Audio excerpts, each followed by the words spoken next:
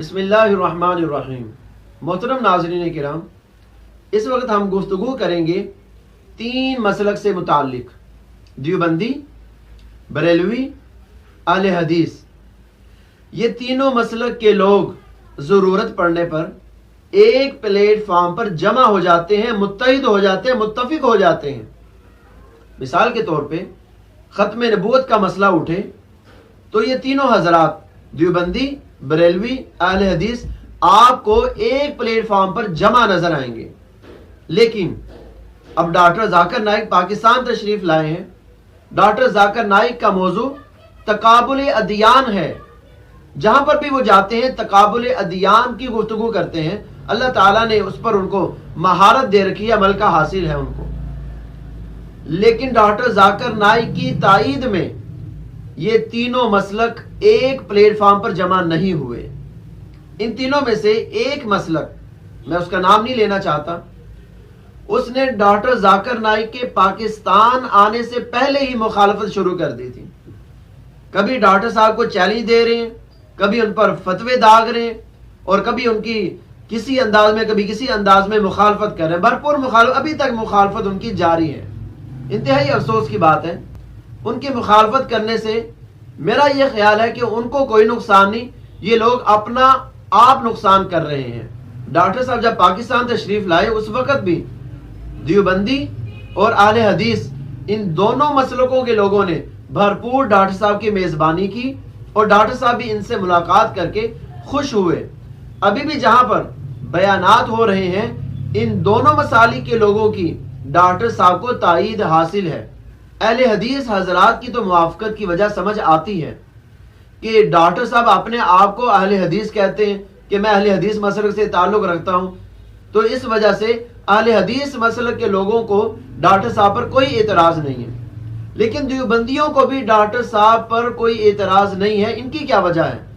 میں آپ کو یہ بتلاتا چلوں کہ کچھ عرصہ پہلے دیوبندیوں کو بھی ڈاکٹر ذاکر نائک پر اعتراض تھا، لیکن اب وہ اعتراض نہیں ہے، اب وہ اعتراض مکمل طور پر ختم ہو چکا ہے۔ پہلے اعتراض کیوں تھا، اب اعتراض کیوں نہیں ہے؟ آپ ذرا بات کو سمجھیں۔ پہلے اعتراض اس وجہ سے تھا کہ ڈاکٹر ذاکر نائک کا جو موضوع ہے، ان کا جو پلیٹ فارم ہے وہ ہے تقابل ادیان۔ انہوں نے تقابل ادیان کے پلیٹ فارم پر مسائل پر گفتگو کرنا شروع کر دی، کیونکہ وہ عالم نہیں ہے، مفتی نہیں ہے۔ جب انہوں نے مسائل بیان کیے تو پھر امت کے متحد ہونے کا شرازہ بکھرنا شروع ہو گیا۔ اللہ تعالیٰ جزائے خیر دے مفتی اعظم مفتی تقی عثمانی صاحب دامت برکاتہم العالیہ کو، تو مفتی تقی عثمانی صاحب دامت برکاتہم العالیہ نے ڈاکٹر ذاکر نائک سے ملاقات کی اور پھر ان کو سمجھایا کہ آپ کا پلیٹ فارم وہ تقابل ادیان ہے، آپ تقابل ادیان پہ گفتگو کریں، مسائل پر گفتگو کرنا چھوڑ دیں۔ اگر آپ مسائل پر گفتگو کریں گے تو پھر امت مسلمہ آپ کی موافقت نہیں کرے گی، بلکہ کچھ لوگ آپ کے اوپر اعتراضات کریں گے اور آپ کی مخالفت پر بھی اتر آئیں گے۔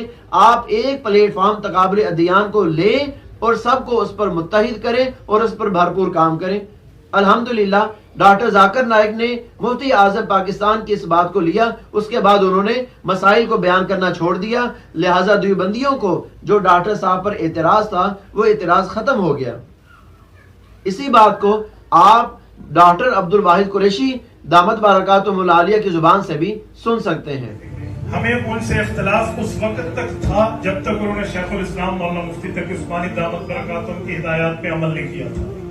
حضرت شیخ الاسلام دامت برکاتہم نے ان کو جا کے سمجھایا کہ دیکھیں آپ مفتی نہیں ہیں، آپ عالم نہیں ہیں، آپ کا کام مسئلے بتانا نہیں ہے، آپ کا کام ہے مذاہب عالم بتانا۔ آپ ہندو مت بتائیں، عیسائیت بتائیں، یہودیت بتائیں، فارسی بتائیں، آپ ان کے ساتھ اپنی ڈیبیٹ کو بتائیں، بہت اچھا، یہ آپ کی فیلڈ ہے۔